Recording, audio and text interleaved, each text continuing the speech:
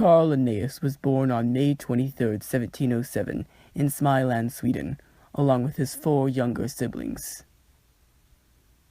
His father, Nils Ingermission, Hello. was a botanist, a Lutheran minister, and a curate. His father later adopted the family name Linneaus. In his early years, Linneaus showed a liking for plants.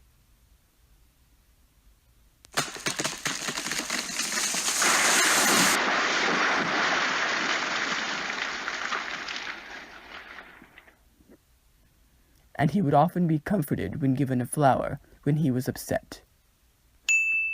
Later, he was given his own patch of land to grow plants.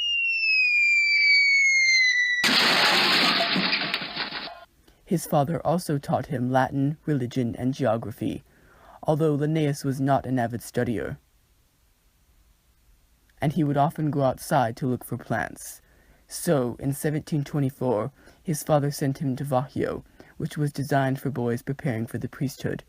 He didn't do well in his studies there either, but Rothman, a teacher in Växjö and a botanist, said Linneaus could have a future in medicine, and offered for Linneaus to live with him in Växjö to teach him physiology and botany.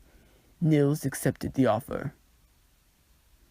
After his studies with Rothman, Linneaus decided to attend Uppsala University, on the advice of Rothman, to study medicine and botany.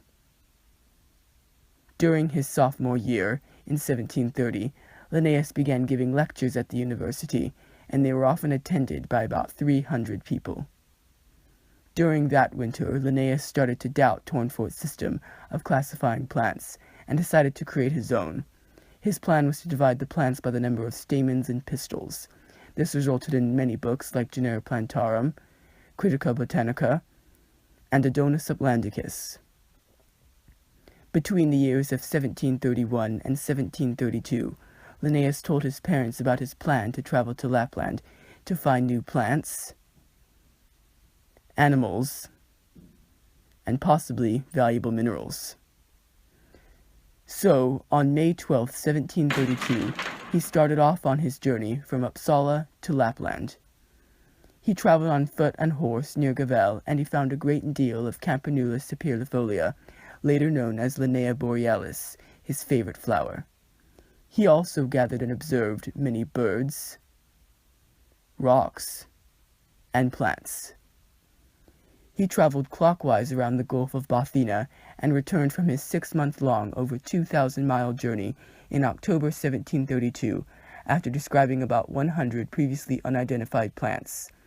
In 1735, he traveled to the Netherlands and met a scientist named Johann Frederick Gronovius, and he showed him one of his manuscripts he brought from Sweden. Gronovius was impressed by the manuscript and offered to help pay for the printing, and in 1735 it was published as Systema Naturae, the work he was most known for.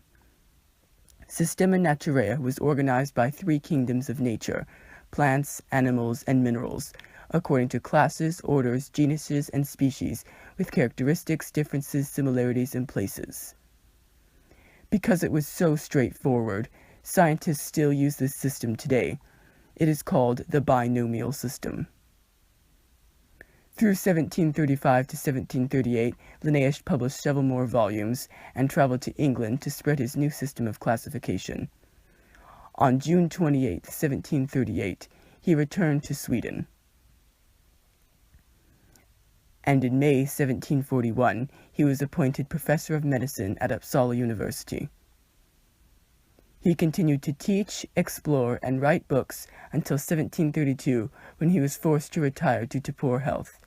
He suffered from a couple of diseases and a number of strokes, and eventually died on January 10, 1778. Carl Linnaeus, who was also called Father of Taxonomy, was a smart man and a well-known naturalist, and without him we would not have the modern taxonomy we have today.